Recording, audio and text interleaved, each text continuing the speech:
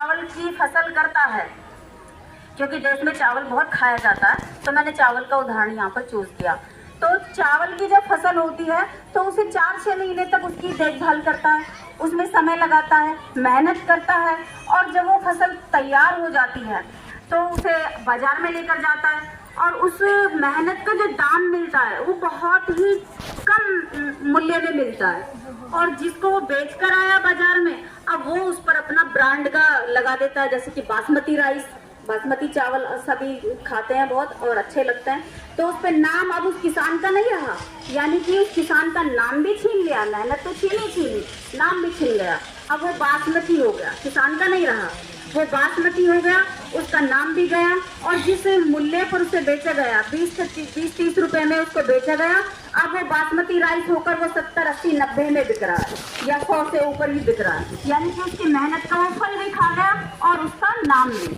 तो इस तरह के लोग, ये ऐसा क्यों हुआ? क्योंकि नियम, प्राकृतिक नियम तो कहता है कि जो जिसने किया है वो उसका नाम भी उसको मिले और उसका सम्मान के साथ उसको मूल्य भी मिले। मगर यहाँ ये प्राकृतिक नियम रहा नहीं, इसको भुला दिया, इसको खत्म कर दिया। तो इसलिए नियमों के विरुद्ध जाकर लोगों ने ऐसे विचारों को अपनाया कि उनका नाम और उनकी मेहनत दोनों उनके हाथ से चले गए।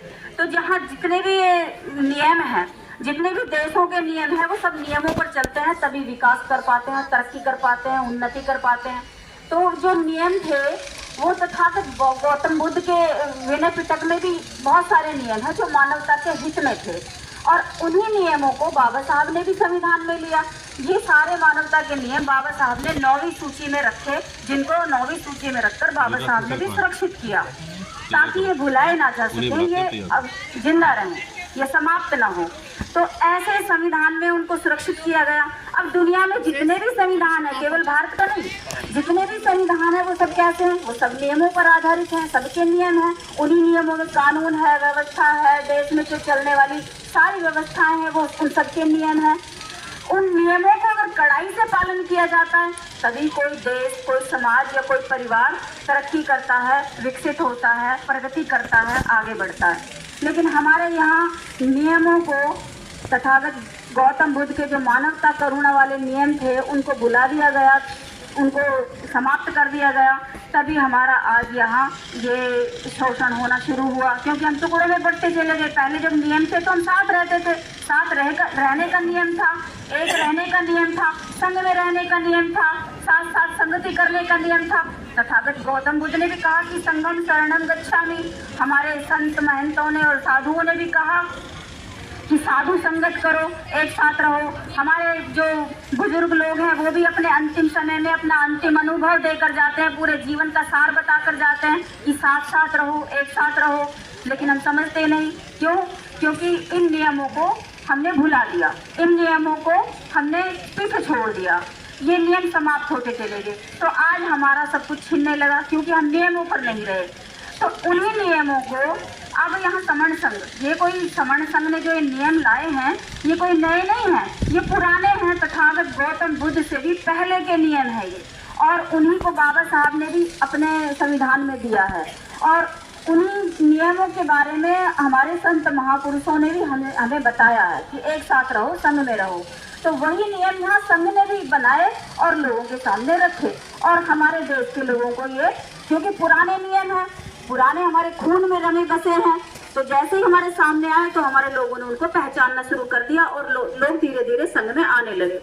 हम देखते हैं कि जहाँ प्रकृति के जो नज़ारे हैं, प्रकृति की जो जितने भी जीव जंतु हैं उनको देखते हैं कि वो भी सब संग में रहते हैं। ये मधुमक्खियाँ हो गई, हमारी मछलियाँ हो गई, पानी में जो रहने वाले जीव हैं वो भी सब संग में रहते हैं। जो भी संग में रहे हैं उनका अस्तित्व आज तक बचा रहा है, आज भी जिंदा है, और जो संग में नहीं रहे वो उनके अस्तित्व ही समाप्त हो गए। आपने देखा होगा कितनी सारी प्रजातियां अब धीरे धीरे समाप्त हो गई हैं।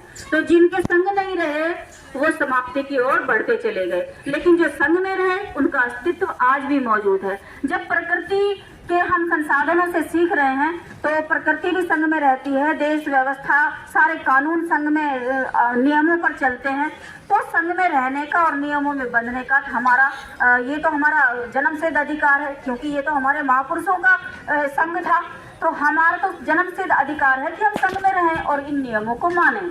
तो ये नियम, जो 9 नियम अभी आपको बताए गए हैं, ये इन्हीं 9 नियमों पर हम जब भी चलेंगे, हमारा समाज, हमारा मूल निवासी समाज, हमारा समण समाज जब भी इन नियमों को अपनाएगा, इन नियमों पर चलेगा, तो हमारी देश की, हमारे समाज की और हमारे परिवार की विकास, उन्नति, प्रगति सब कुछ संभव है।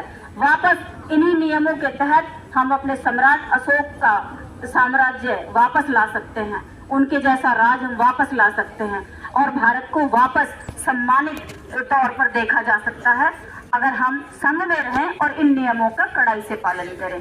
तो यहाँ संघ ने मुझे ये मौका दिया, मैं सभी की आभारी हूँ। और अगर मेरे किसी बात से किसी को दुख पहुँचा हो, कोई आहत हुआ हो, तो मैं संघ से क्षमा प्रार्थी हूँ। आप सभी ने मुझे सुना, धन्यवाद। जय भीम, नमो बुद्धाय, संघम नमामि। साधु साधु साधु।